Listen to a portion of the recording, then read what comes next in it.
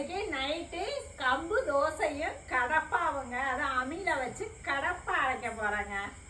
தோசைக்கல்ல போட்டுருவோமா அடுப்புல.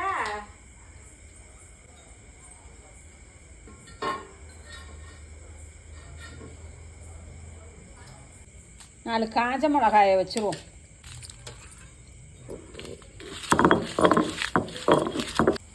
மிளகாய் நல்லா மசிஞ்சிட்டு இதில் நல்லா ஒரு 10 வெங்காயம், சின்ன வெங்காயம், பூண்டு பல் நிறையா வைக்கக்கூடாது,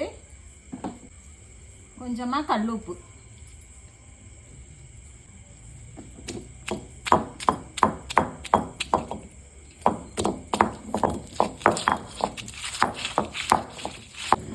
பச்சை வெங்காயம் பச்சை பூண்டு வச்சு அரைக்கும் போது கண்ணில் தண்ணி கலங்குது.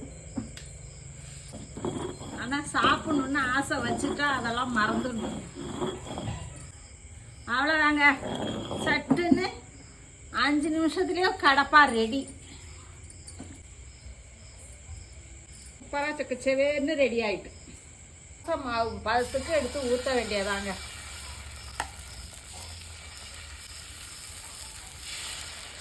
அப்படியே தேய்ச்சி விட்டுற வேண்டியதான்.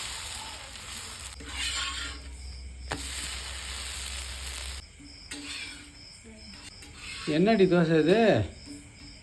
கம்பு தோசை. பரவாயில்லையே, நல்லா தான் இருக்கு. சூப்பரா இல்ல? ரவுண்டா சுத்தமா இருக்கா?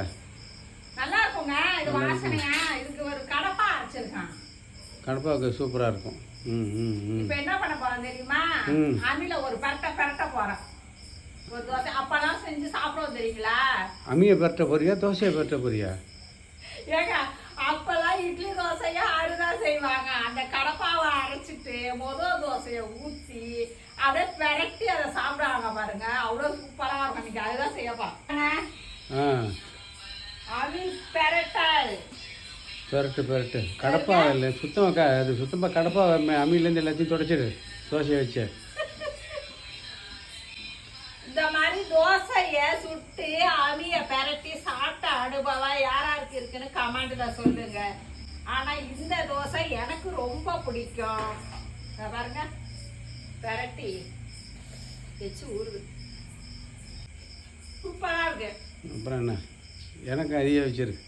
நல்லா இருக்கு, உண்மையிலே நல்லா இருக்கு. சரி அது எனக்கும் வச்சிரு. இந்த கம்பு தோசைக்கும் வெங்காய கடப்பாவுக்கும் சூப்பரா இருக்குங்க. நீங்க ஒரு டைம் செஞ்சு பாருங்க. நாளை சந்திப்போம்.